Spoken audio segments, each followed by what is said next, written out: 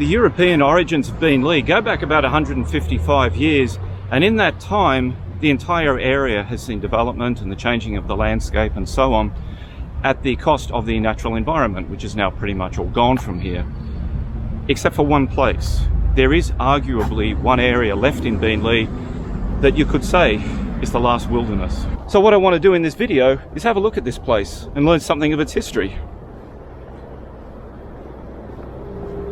This is known as Hugh Muntz Park. Now, who the devil is Hugh Muntz, and what did he do to get a park named after himself?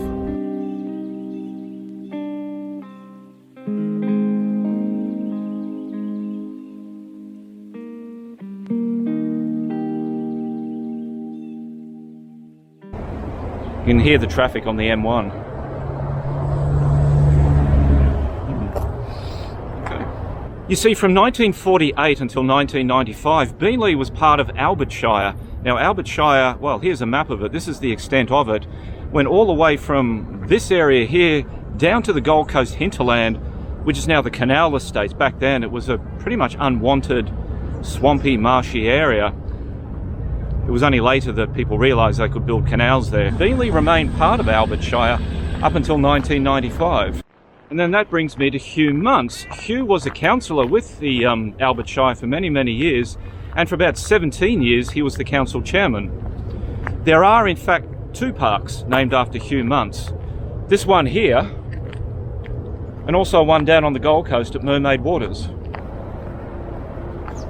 So in 1995, Beenleigh became part of Gold Coast City Council, but it didn't stay too long there, because in 2008, Beenleigh was transferred to Logan City Council.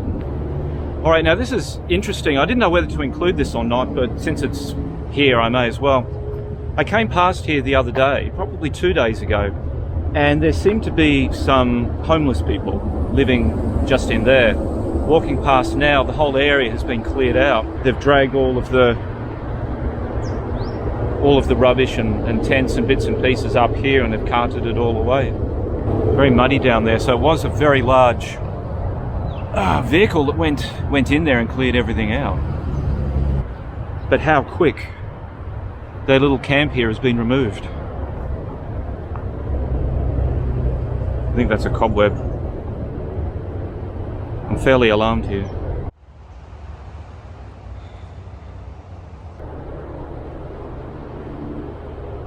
Looks like a little campfire here once, a little hearth. So there used to be a lot more water here back in the 19th century. This is the last remaining open bit of water here. I think it has been shaped a little bit. I know there was some work done to the park in 1993, so what they may have done then is give it more of a defined boundary.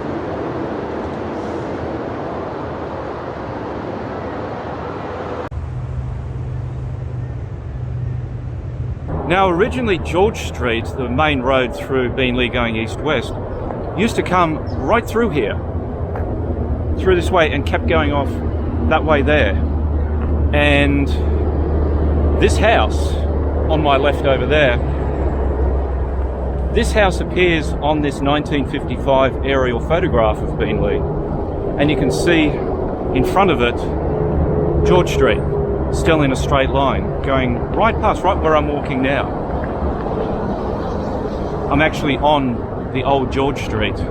Over here, this is where the campground and caravan parking area is.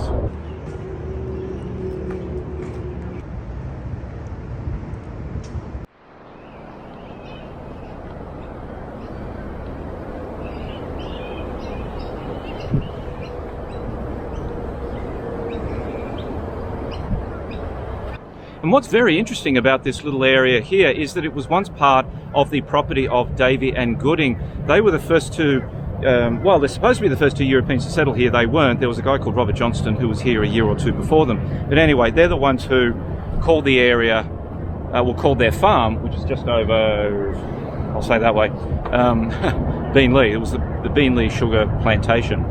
And I don't know what that is. However, their sugar cane crop, it didn't extend this far west. It was a liminal area. It was just somewhere that they didn't use. It was left as a wetland, and has remained a wetland ever since.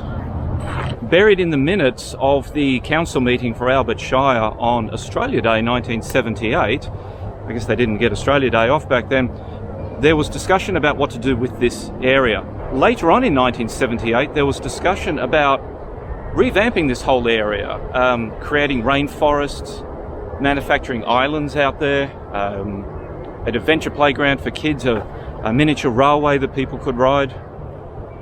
Quite incredible plans for the development of this place, and obviously nothing came to fruition.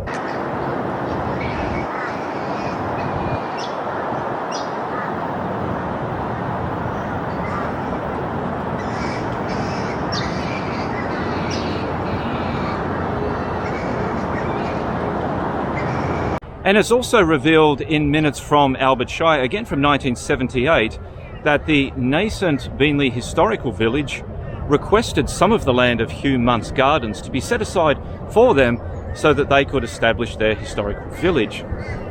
And they got their way. The land where the historical village is now was part of Hugh Muntz Gardens, but it was detached, and that's the land they occupy today. Of course, the historical village is not that far from here. In fact, at the beginning of this video, I was passing by there. That was the footpath that leads under the railway line, through the wetlands over that side, and up to here in this camping and caravanning ground. And of course, for those not in the know, Beenleigh Marketplace Shopping Centre is just over there. So did these wetlands have an outlet into the Albert River? Actually, they did, and it's not too far from here. I'll go and show you where this water enters the river.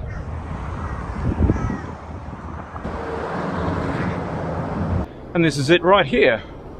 Under this bridge is a little stream that wends its way around under the highway and to the Hugh Muntz Park. So this is Albert River Park here, and just behind me there is the highway, and literally on the other side of the highway and the on-ramps and off-ramps is the Hugh Muntz Park. So we're not far from it. Not very far at all. Little picnic gazebo here near the river. Actually, this is something that I always wonder about. Why have a picnic area like this, but have trees covering the view so you can't see the river? Obviously it's nice. Sorry for the detour on this one. It's nothing to do with the wetlands. The river is just over there. I can barely see it through the mangroves. What I'm wondering is, why have a picnic table here if you can't see the river? But just this area here, you could just trim that and you might get more people coming here and having a picnic at the gazebo, and it might be in better condition because more people use it, rather than the people who do come here and graffiti it and try and set it on fire.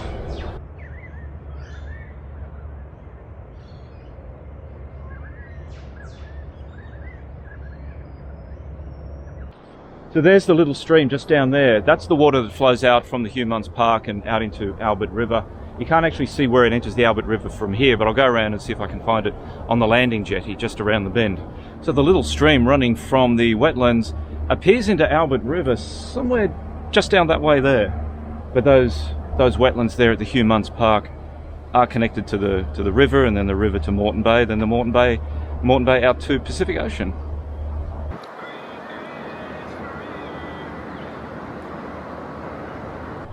Cool, beautiful spot.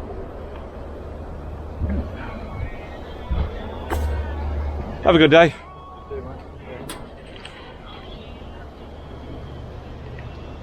The marshland that we now know as Hugh Muntz Park did extend larger in the past, and there were little streams and swampy areas that did extend further out.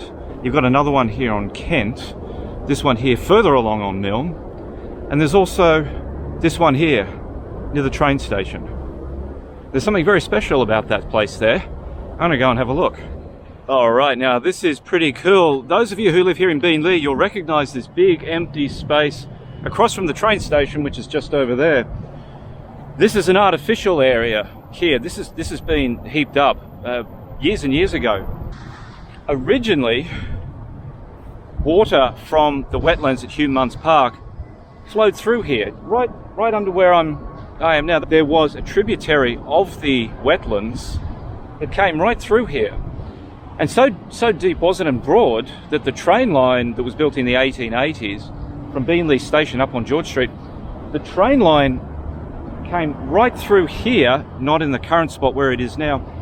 And there was a railway bridge here, an actual bridge spanning the water from Hugh Muntz Park wetlands.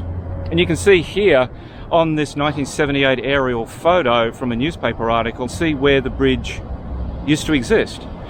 So it shows that the wetlands at Hugh Muntz Park were not just confined to that area there. The water from it extended out in a number of different areas, and this was one of them. Alrighty then, that'll do for this little tour of Beenleigh's last wilderness. I hope you enjoyed it.